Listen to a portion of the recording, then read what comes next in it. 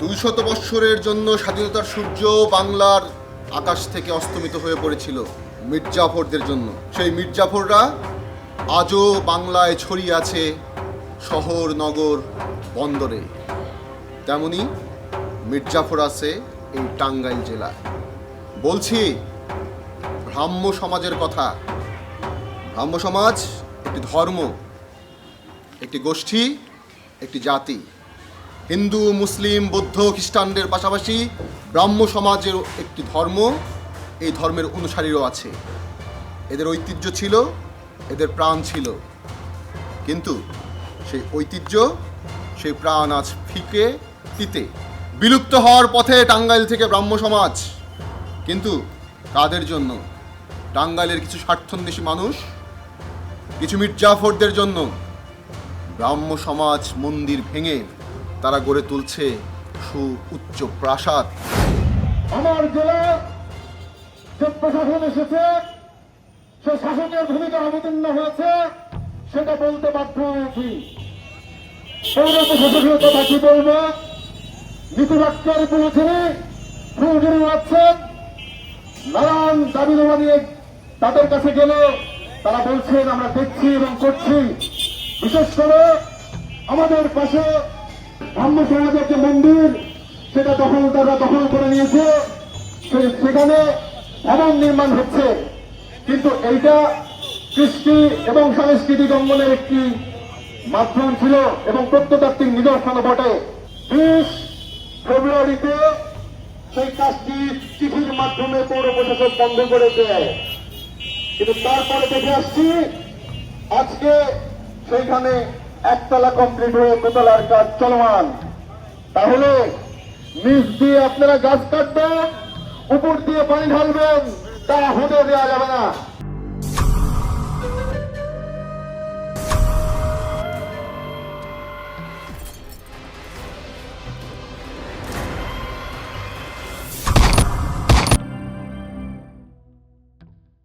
ব্রাহ্ম সমাজ, ব্রাহ্ম ধর্ম ট্রাস্টি দ্বারা গঠিত।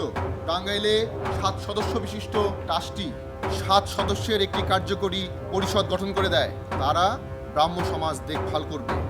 সেই 7 সদস্য বিশিষ্ট কার্যকর কমিটির ব্যক্তিবর্গের অধিকাংশই মৃত্যুবরণ করেছে। তাহলে কি করে এই ব্রাহ্ম সমাজ ডেভেলপারের হাতে গেল? টাঙ্গাইলের কিছু ভূতের কাঁধে ভর করে বাংলাদেশের কিছু কুচক্রী মহল এখানে ব্যবসার দোকান খুলে নিয়েছে।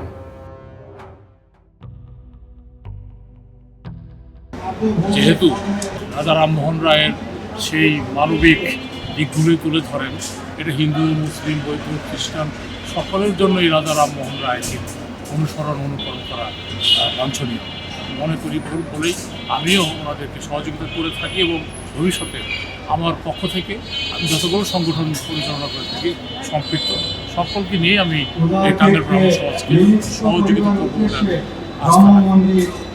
ময়মনসিংহ ডিস্ট্রিক্ট কালেক্টর ছিলেন আনন্দ মোহন বসু, আর ওই সময় টাঙ্গাইলে ছিলেন সম্ভবত মজুমদার। দুইজনের একান্ত প্রচেষ্টায় টাঙ্গাইল এবং ময়মনসিংহ ব্রাহ্ম সমাজ গড়ে ওঠে। ওই সময় থেকেই টাঙ্গাইলে ব্রাহ্ম সমাজ ছিল। বর্তমানে সমাজভুক্ত অনেকেই নাই মৃত্যুবরণ করেছেন, ভারতে চলে গেছেন। কিন্তু আমার মরহুম বাবা ওনাদের সাথে সম্পৃক্ত ছিলেন, উনি মুসলমান ছিলেন, কিন্তু ওনাদের সাথে চরম সেরকম বন্ধুত্ব ছিল। সেই মানিকবাবু, হেমন্ত কুমার ঘোষ, প্রাণেশ সমাদদার।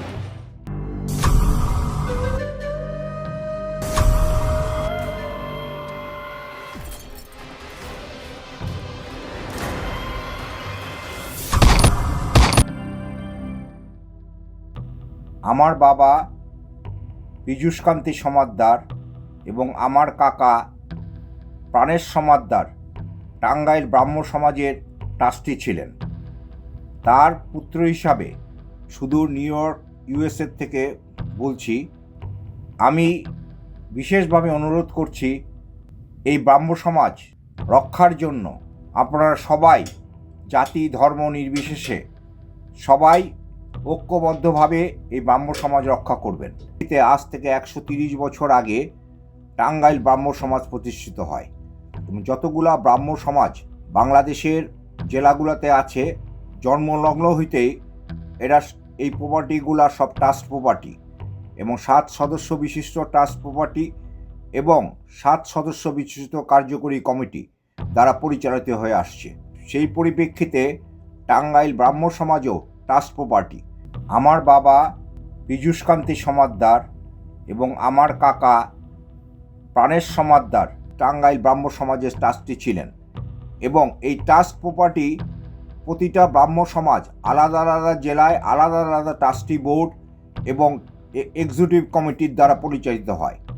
এই সম্পত্তির রক্ষণাবেক্ষণ এবং এর উন্নয়ন সমস্ত কিছু ট্রাস্ট দ্বারা পরিচালিত হয়।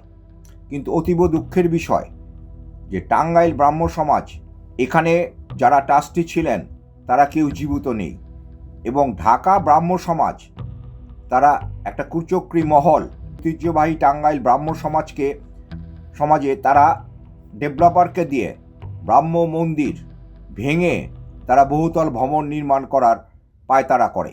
ঢাকার ট্রাস্টিরা বা ঢাকার কমিটি কোনো অবস্থাতেই টাঙ্গাইল ব্রাহ্ম সমাজের কোনো উন্নয়ন কোনো কিছুই করার কোনো অধিকার নাই। টাঙ্গাইল পৌরসভা নকশা অনুমোদন ছাড়া তারা একতলা ভবন নির্মাণ করেন।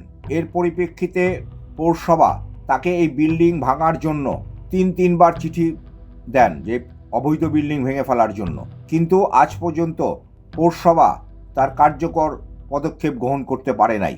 যে চুক্তিপত্রে তারা ডেভেলপারকে দিয়ে কাজটি যে করাচ্ছিল, এই চুক্তিপত্রে দেখা যাচ্ছে যে এই পজিশন বিক্রি, ট্রাস্ট প্রপার্টির কোনো পজিশন, ধর্মীয় প্রতিষ্ঠানের কোনো পজিশন বিক্রি করার কোনো অধিকার কারো নাই। আমি জেলা প্রশাসক, পৌর প্রশাসক সমস্ত দপ্তরে আমি অবগত করেছি, যেহেতু আমার ধর্মীয় প্রতিষ্ঠান এটি ধ্বংস হয়ে যাবে এবং টাঙ্গাইলের ঐতিহ্য একটি মাত্র ব্রাহ্ম মন্দির।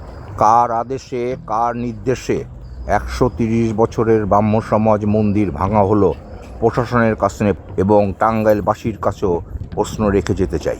এই মন্দিরকে রক্ষা করার জন্য 40 লক্ষ যে টাঙ্গাইলবাসী আছেন, এই মন্দির তাদের ঐতিহ্য রক্ষায় তারা এগিয়ে আসবেন।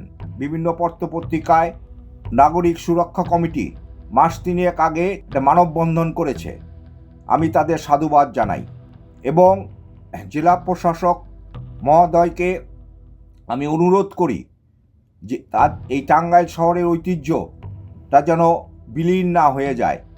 আপনি চুক্তিপত্র দেখলেই বুঝতে পারবেন আশ্চর্য হয়েছে। ঢাকা ব্রাহ্ম সমাজ টাঙ্গাইল ব্রাহ্ম সমাজ উন্নয়ন তো করতে পারে না, যেহেতু আলাদা আলাদা রেজিস্টার্ড ট্রাস্টি ডিড আছে, সব ট্রাস্টি ডিড রেজিস্টার্ড। সমস্ত মানবাধিকার কর্মীদের আমি অনুরোধ করব এই ব্রাহ্ম মন্দির রক্ষার্থে, আপনাদের ঐতিহ্য রক্ষার্থে আপনারা এগিয়ে আসবেন। প্রবাসী নিউ ইয়র্কবাসী আমরা ব্রাহ্মরা আছি, সবাই এই মন্দিরের ব্যাপারে আমরা মর্মাহত। আমরা এখানকার পত্রপত্রিকাতেও এই টাঙ্গাইল ব্রাহ্ম মন্দির রক্ষার জন্য নিউজ হয়েছে। ব্রাহ্ম সমাজকে বলা হয় সকল ধর্মের মিলনস্থল। এখানে সকল ধর্মাবলম্বীরা আমাদের উপাসনালয়ে উপস্থিত হতে পারেন। তাই সবার কাছে আমার অনুরোধ, আপনারা এই ব্রাহ্ম সমাজ রক্ষা করুন, টাঙ্গাইলের ঐতিহ্য রক্ষা করুন।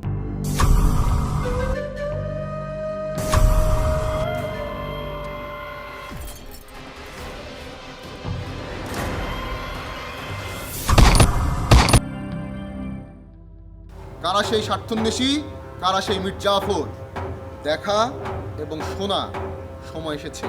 মির্জাফরদের বিষধাত ভাঙার সময় এসেছে। প্রশাসনের নাকের টগায় কর্মটি হচ্ছে, প্রশাসন নির্জীব ভূমিকা পালন করছে। কিন্তু কেন? দেশের দায়িত্বভার যাদের হাতে, টাঙ্গাইলের দায়িত্বভার যাদের হাতে, সেই সমস্ত ব্যক্তি এবং সংশ্লিষ্ট দপ্তর এবং কর্মকর্তাদের দৃষ্টি আরোজ করছি, এই ধর্মটাকে বাঁচান, এই কৃষ্টিটাকে বাঁচান, ব্রাহ্ম সমাজ এই টাঙ্গাইল থেকে বিলুপ্ত হওয়ার হাত থেকে বাঁচান। জনতার আওয়াজ আপনার চারপাশের ঘটনা, দুর্ঘটনার কথা বলে, আপনার অধিকারের কথা বলে, প্রাণ প্রকৃতির ভারসাম্যের কথা বলে।